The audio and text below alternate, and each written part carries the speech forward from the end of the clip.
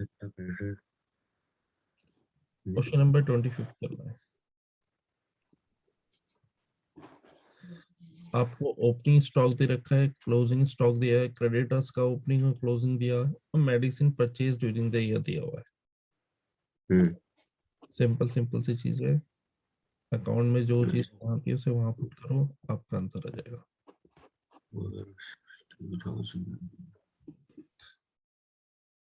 देखो इसमें जो चीज थी, ओपनिंग आपने डाला, क्लोजिंग आपने डाला, परचेज आपके क्वेश्चन में पूरा दे ही रखा है।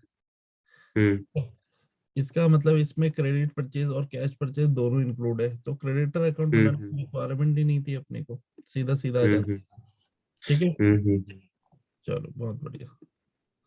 26 करते हैं। 26 में देखते हैं क्या है,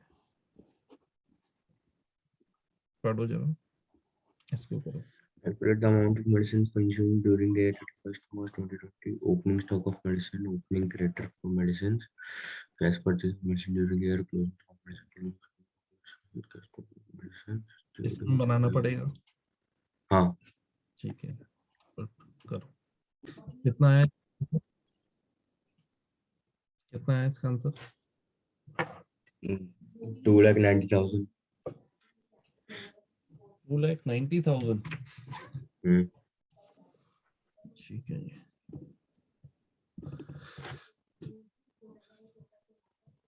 बच्चे ने कहा 2,90,000। ठीक है, नेक्स्ट क्वेश्चन करते हैं। ये 27 में 3 पार्ट है, तीनों पार्ट करने हैं, अलग अलग बनाने तीनों के लिए। ठीक है, ठीक है, तीनों करो फिर चेक करते हैं।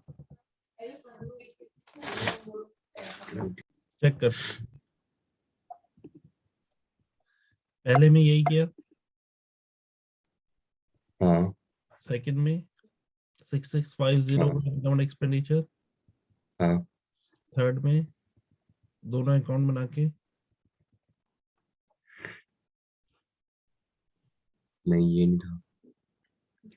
पेमेंट मेड टू क्रेडिटर 5400 ये अमाउंट तो अमाउंट पेड फॉर स्टेशनरी लिखा है ना। ईयर। तो जब आपको क्रेडिटर का बैलेंस दिया हुआ है, तो जो अमाउंट पे किया है किसको किया होगा? क्रेडिटर को ही तो किया होगा पेमेंट। पर जो पहले के 2 क्वेश्चन थे उसमें भी था अमाउंट पेड फॉर स्टेशनरी। उस पे लेकिन क्रेडिटर की अमाउंट नहीं दे रखी थी, क्रेडिटर की इंफॉर्मेशन दी हुई थी। नहीं, तो यहाँ पे क्रेडिटर की इंफॉर्मेशन दी है, तो जिससे उधार लिया है पहले उसकी तो पेमेंट जाएगी, है अच्छा। कि नहीं? इस वजह से ये ये पॉइंट था इस पे। क्लियर? 28 करना है इसके बाद, 28 29 करो इसे।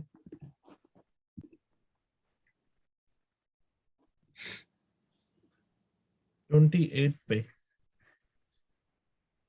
क्रेडिटर्स का बैलेंस डाला, उसके बाद पेमेंट करी क्रेडिटर को 1,40,000, तो डिफरेंस अमाउंट 1,38,400 आया, जो कि क्रेडिट परचेज है। फिर इधर का टोटलिंग करके बैलेंसिंग फिगर इतना आ रहा है। आ गया। डन। 29 करना है।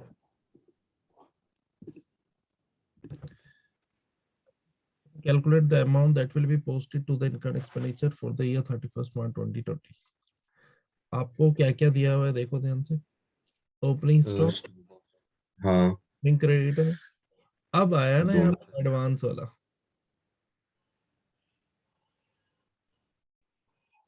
Advance paid for stationery carried forward from the year 31st March 2019. Amount paid for stationery during the year. Stock of stationery, creditors for stationery. Advance paid for stationery on 31st March 2020.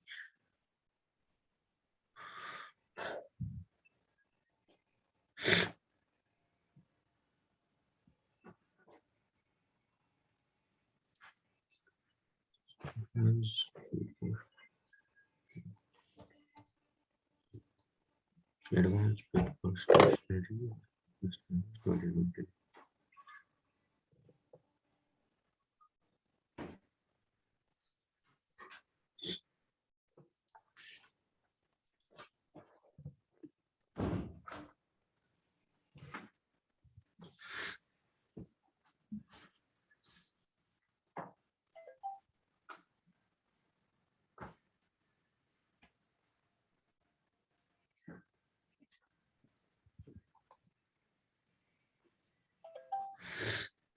$55,000.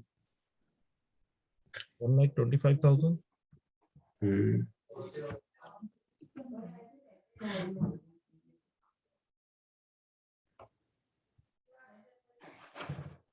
Done. हाँ 25,000. ठीक है, 31 करते हैं.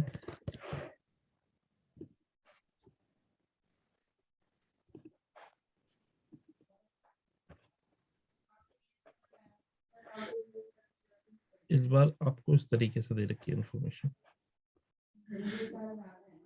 Payment by payment कितना है आपका? 1,20,000.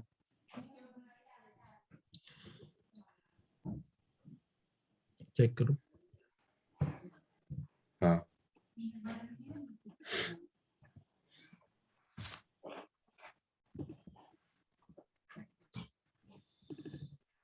ये लो, आज इसमें आपको पूरा प्रॉपर चीता बना देंगे. 32.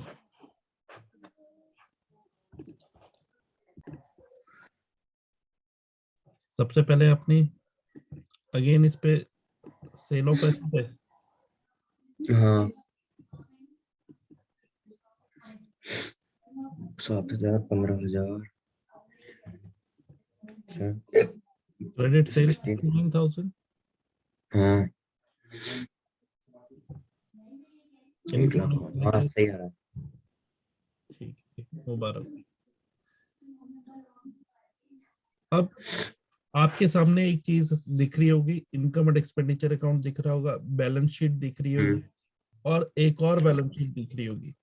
जो पहली बैलेंस शीट है वो है आपकी क्लोजिंग बैलेंस शीट, और जो उसके नीचे बैलेंस शीट है that is your opening balance sheet. मतलब प्रीवियस ईयर की क्लोजिंग बैलेंस शीट इस ईयर की ओपनिंग बैलेंस शीट होगी. यस और नो?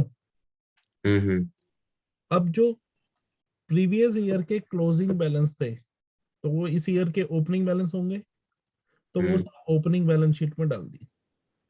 और जो क्लोजिंग बैलेंस शीट में चीजें क्लोजिंग आइटम थे, मतलब बैलेंस शीट ही थी, वो क्लोजिंग बैलेंस शीट में डाल दी.